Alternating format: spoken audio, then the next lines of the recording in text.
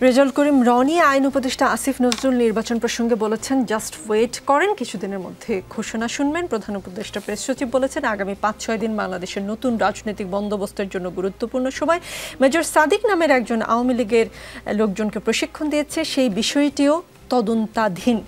কি হতে যাচ্ছে আগামী ৫-৬ দিনে? নির্বাচনের তারিখ ঘোষণা হলে দেশের রাজনীতিতে এর কি প্রভাব পড়তে পারে? জি, ধন্যবাদ আপনাকে আমাকে আমন্ত্রণ জানানোর জন্য।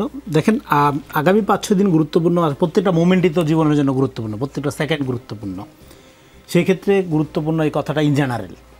আমি মনে করি না স্পেশালি এখানে আলাদা করে আপনার খুব এমন কিছু ঘটবে যেটা আনপ্রেডিক্টেবল, যেটা আপনি পূর্বানুমান করা যাচ্ছে না। এখানে আমাদের ক্রাইসিসগুলো কি কি, এগুলো মোটামুটি বহু চর্চিত, নোন, পাবলিক জানে কি কি সমস্যা হচ্ছে। সমস্যাগুলোর ক্ষেত্রে আপনার সমাধানের ক্ষেত্রে কথাবার্তা প্রচুর হচ্ছে, প্র্যাকটিক্যাল অ্যাকশন কম হচ্ছে। দেখেন, সবচেয়ে বড় সংস্কার যেটা, সেটা ছিল হলো আওয়ামী লীগের বিচার। আওয়ামী লীগের বিচারটা হলো সার্বিকভাবে করা, কিন্তু সেই বিচারের ক্ষেত্রে আমরা দেখলাম কি, মামলাগুলো এমনভাবে করা হলো যেগুলো বিএনপি জামাতের ক্ষেত্রে যেভাবে করা হয়েছে, একই মডেল ফলো করা হলো। সবাইকে গণহারে হত্যা মামলা, সবাই হত্যার নিচে কোনো অপরাধ নেই। তো তারপরে হলো আপনার ফলে এই মামলা এইভাবে মামলা করার মধ্য দিয়ে আপনি একটা গণতান্ত্রিক প্রক্রিয়া, যেখানে ন্যায় বিচার নিশ্চিত করাটা হলো ভিকটিমের জন্য, ইভেন অপরাধীর জন্য ন্যায় বিচার নিশ্চিত করা হলো প্রাইমারি দায়িত্ব, সেইখান থেকে আপনি সরে গেলেন। তারপরে আসলো কি, তারপরে এবার আসলো আওয়ামী লীগকে আপনার এটা পুনর্বাসনের প্রতিযোগিতা, অথবা এতদিন যেরকম বিএনপি জামাতে একটা ট্যাবু বানানো হয়েছিল, আওয়ামী লীগ একটা ট্যাবুর নাম হলো। দেখেন, বাংলাদেশের রাজনীতি শুরু হবে a country without Awami League, এই জায়গায় পৌঁছানোর পরে, এটা আমরা বারবার বলতেছি। এখন সেটা কিভাবে?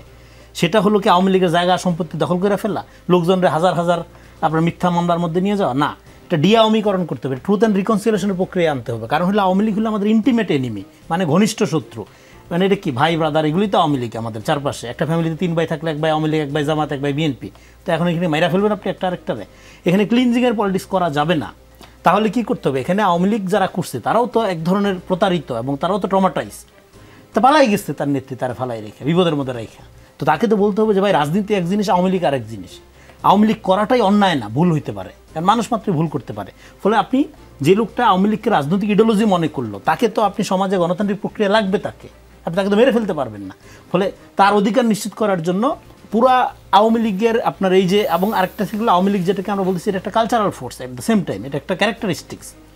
এখন আপনি যদি মনে করেন আপনি ঘুষ খাওয়া কোনো সমস্যা নেই, আপনি যদি মনে করেন নিজেদের লোক যতই অযোগ্য হোক তার দায়িত্বে আনাটাই সফলতা, আপনি আওয়ামী লীগ যে দলই করেন আপনি যদি করেন আপনারে গালাগালি করলে বিশাল বট বাহিনী দিয়ে, আপনাকে একটা সমালোচনা করলে বিশাল বট বাহিনী দিয়ে আপনি গালাগালি করবেন, আপনি আওয়ামী লীগ, এটা আওয়ামী লীগের কালচার। তো ফলে আপনি এখন আওয়ামী লীগকে ডিরুটেড না করে, সমাজকে বিশুদ্ধ না করে, যার যার মতো করে আওয়ামী লীগ হওয়ার প্রতিযোগিতায় নামছেন, ফলে পুরা পলিটিক্যাল কন্ডিশনটা একটা ক্যাওটিক হয়ে গেছে। তো এটা গেলো একটা দিক। আরেকটা দিক হলো যে দেখেন, এখানে নির্বাচন শুরুর থেকে কোনো ইস্যু ছিল না, এটা আমি বারবার বলছি। কেন ইস্যু ছিল না? আপনি 16-17 বছর একটা ভোটবিহীন ফ্যাসিস্টিক কাঠামোর মধ্যে ছিলেন। এইবার অভ্যুত্থানের মধ্যে দিয়ে এটা পরাজিত হইলো বা পালাই গেল। এখন আপনি গণতান্ত্রিক প্রক্রিয়ায় ফিরবেন, তো নির্বাচন ছাড়া আর দিবেনটা কি আপনি? এটা একটা প্রাইমারি ব্যাপার নির্বাচন হওয়াটা। কথাটা হলো ভোটাধিকার। ভোটাধিকার নিয়ে আমাদের কথা বলতে হবে, যে তাহলে আমরা এতদিন যে ধরনের নির্বাচন দেখছি, হ্যাঁ, একটা হুজুগ তৈরি করা, এখন তো আবার অনলাইনের যুগ।